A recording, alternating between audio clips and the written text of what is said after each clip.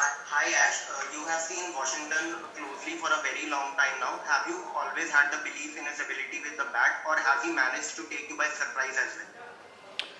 Actually, it is quite surprising because Washi bowled in some of the IPL franchises and he shot to fame because of his bowling in the power play and all that. So it's quite surprising that people don't recognize that he grew up all his life as a batsman who can bowl. And I'm not surprised at all with his batting abilities. He works really hard on his batting. In fact, to a point where sometimes we have discussions around how you should bowl more as well. So um, he loves his batting. He's innately a batsman, so I'm not surprised at all. He's quite a special batsman, like I said earlier in Chepauk as well. Hi, Ashwin. Many congratulations. I just saw a tweet from your wife asking you to come home, and I just realized how long you guys have been in the bio bubble. Would you say this bio bubble situation makes the series win even more special? And secondly, how long is it before you go home, exit the bubble? Look, nobody really wants to leave an Indian team bubble, right? You want to be here, you want to play, and you want to, sort of play as much as you can, and that's how it is, right? Somewhere I feel the life inside the bio bubble is not easy at all. We need to work on our mental spirits, and you need to constantly keep motivating yourself. But I think the last 8 months have been hard, yes, but I think the team morale and the team spirit and also the kind of bonding that the teams built because of these bio bubbles is something that I have not experienced in the last decade of cricket that I've played with the team. It's kind of been quite special, understanding a lot of people, and even the opportunity for somebody else to understand you as a person and the interactions and the sort of common lounge area that we share. And this has been quite special. And I think some of those comebacks and some of those difficult situations that we've played has not come as surprise because we've generally bonded together and got some special results. Looking forward to going back home. Obviously, you want to see your kids and your wife and your family and all that. But this has been quite a special ride, and I'm extremely happy. Ashwin, in the past 10 years, you've seen a lot of openers in your side like Sehwag, Gambhir, Murli Vijay. So when you see Rohit Sharma evolving as an opener in the past 1.5 years, and the way he performed, like where do you see him like as an opener? His performance, considering I don't even understand this question of me seeing the evolvement of Rohit Sharma because it is quite funny honestly when I hear that question. Obviously, when you put him on the pedestal of Virender Sehwag, and I mean you mentioned a few other names and also Rohit Sharma, and that's the right place and that's where he belongs. And we all know, and I've always my history with Rohit goes a long way back, maybe 15, probably 20 years ago since I've watched Rohit bat, and he's always been a special batsman. It is not a surprise that you're putting him on the same lines that you're saying Virender Sehwag and whoever that you mentioned alongside. It's not an evolution. It is only a matter of time. Nobody is surprised that Rohit Sharma is doing what he's doing. Right? He's a special cricketer. He's a special batsman. I just hope he goes on to win a World Cup for India later this year. That's it. Yeah, hi Ashwin, Sandeep here from ABP Ananda Kolkata. Ash, you are about to surpass Harbhajan Singh's tally of 417 test wickets. So, your take. Honestly, there is no take on that because that's not what I'm thinking, and that's not even crossed my mind. I don't know since how long. It's never crossed my mind. It's not been on my radar at all. So it's if you want me to just put thoughts on it, he's a fantastic bowler. He's achieved what he's achieved, and I mean, there is a lot that I've learned from him. In fact, I think it's a no-brainer that I've told it before also. I wasn't even an off-spinner when Bajupa started playing for the Indian team. I was a batsman who could bowl a bit of off-spin, and then he was also an inspiration because of the 2001 series where he delivered for India, right? That famous series. So, who I never imagined in 2001 that I will go on to become an off-spinner and even get to the. Who knew all these things there? I'm totally happy that you are actually putting me on the same page as he is, and I had the fortune of playing alongside Bajupa when I came into the team. Later, I was fortunate enough to play under Anil Bhai as coach, and now I'm trying to leave my own legacy, and that's about it. That's where it ends. Yeah, Ashwin, actually, do you think that this series win is, I mean, do you think this series win can be a good answer to the critics of the pitch? Look, this series win is a testament to the fact that this is a really good Indian cricket team, and that is all I would like to say. The criticism around the pitch and all that. See, the other day also I was listening to what Sunny Bhai was saying on air, and it made complete sense. Only because we are giving attention to people who are making a mockery of it, I think we are encouraging them to do more and more such stuff. I would like to see one day where there is a lot of grass on the pitch somewhere else in the world, some of our Indian comms talking about it, gracing pitch and putting an Instagram post and a lot of people liking it. That is something that I'd like to wait and watch, and how the global media takes notice to that. Then we'll know who's at the faulty end. Hi Ashwin, what does the World Test Championship qualification mean to you personally, since you play only one format? And how do you see your growth as a cricketer, given you completed 400 Test wickets, taking 32 wickets in the series, 5th Test 100 and all of that taken into consideration? My growth as a cricketer is a direct synonym to the person that I am. I like to keep growing every single day. I want to improve. I want to keep evolving. I want to keep learning, and that's something that is second nature to me. So that is directly proportional to the kind of cricketer that I am, and I'd continue to do that for the rest of my life. And whatever I do, I'd want to be the best that I can be, and that is how I'm looking at generally my cricket and my life as such. And what was the other part of it? The World Test Championship final. Yes, I think it is a result of the kind of work that we put in over the last 10 years span of time.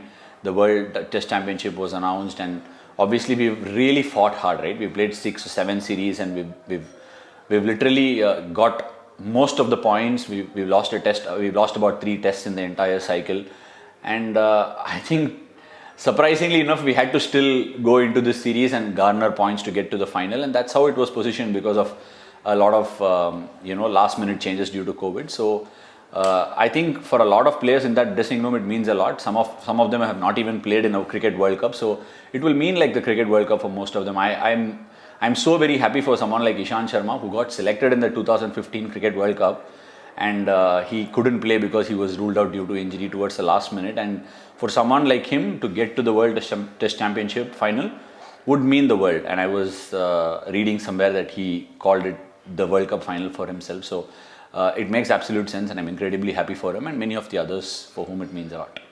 Yeah. What is the dressing room like when there is so much competition around, with the kind of talent that is flowing? Every time a new player steps in, he just grabs that spot, and the player who's out is again, kind of, we as outsiders begin to think, okay, now what? Because this guy has made the spot his own. What is that atmosphere like in that kind of a dressing room? Can you just kind of show us the big picture? Look, I'm sure it's very hard for the person who is going through that phase. As a cricketer, you are constantly, in the Indian team, there are a lot of people who will come and take your place, and there is good talent out there. So you can't really take anything for granted. You will have to keep fighting and churning it out day in and day out, and that's what Test cricket is all about, right? So I think the cricketer who is in the face of facing that competition with someone that's coming new, it's entirely up to the person. I think the dressing room atmosphere in general is open for excellence, for people to improve and try and get the best out of them. So I can only vouch for myself and say what does competition look like to me. I want to be the best that I can be, and probably put the best foot forward when I get an opportunity. And I'm sure that's the way of life, and you can't do anything about it. When there are so many talented people inside the dressing room, it can happen. Like in Australia, Brad Hodge made a double hundred and didn't play too many tests after that. So probably Indian cricket finds itself in that phase where we have a lot of cricketers coming through. But at the same time, I think we should all remember the kind of efforts some people have put in at vital junctures and crucial situations. So that is also being given a good merit to in the dressing room, which is great. Hi Ashwin, you spoke a little bit about being in the bubble, and right after the match ended, Ravi Shastri was interviewed, and he spoke about how the team management sort of prioritized empathy, during this time, empathizing with players and what they're going through in the situation. So can you give me some examples of what that empathy meant for the players? Look, I think in terms of empathy towards the players, I think he's talking about how we faced challenging situations in Australia, in terms of how we had to deal with what was presented to us then and there, and sort of suddenly from saying that you can head out and be normal to going back into the bubble, and all those sort of things happening where he could really empathize with what the players were going through staying in the bubble for a long period of time, and they needed to get some fresh air. Sometimes these hotels can be very, very claustrophobic. Yeah? You don't get fresh air also, and in Australia there were situations where you didn't have window panes opening also, and for 14 days or 20 days or 25 days to stay inside that without even opening the window panes can be can be quite taxing, right? So I think he was talking from that on, and there was a lot of the communication is not easy, especially when you're on tours.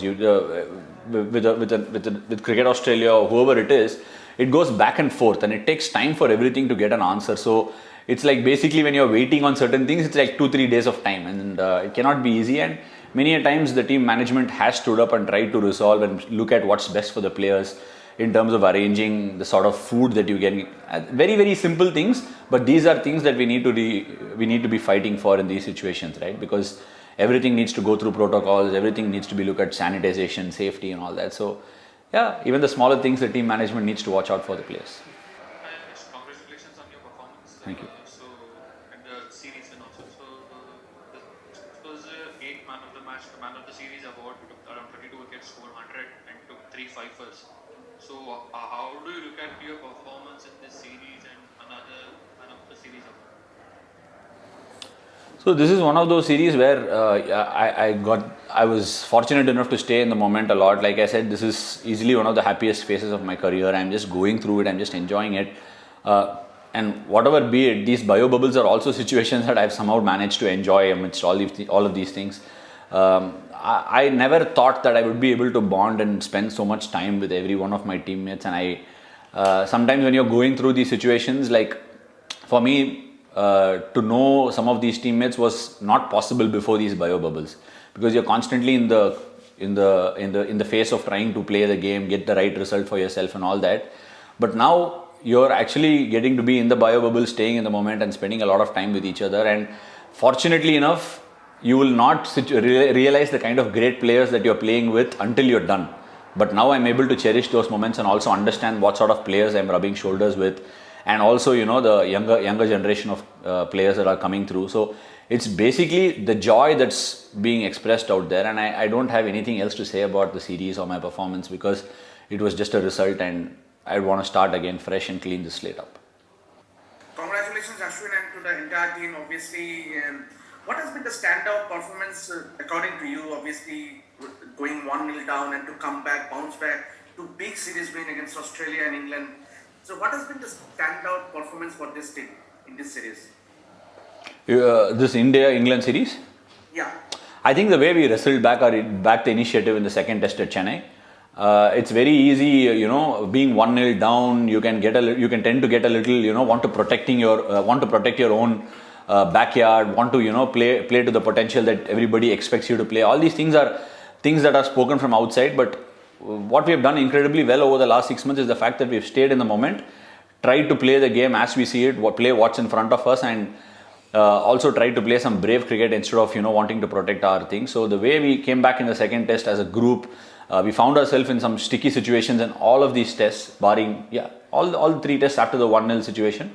And I think every time somebody has managed to stand up, and I think that ability to stand up is directly relational to how we have bonded together as a team in these bubbles.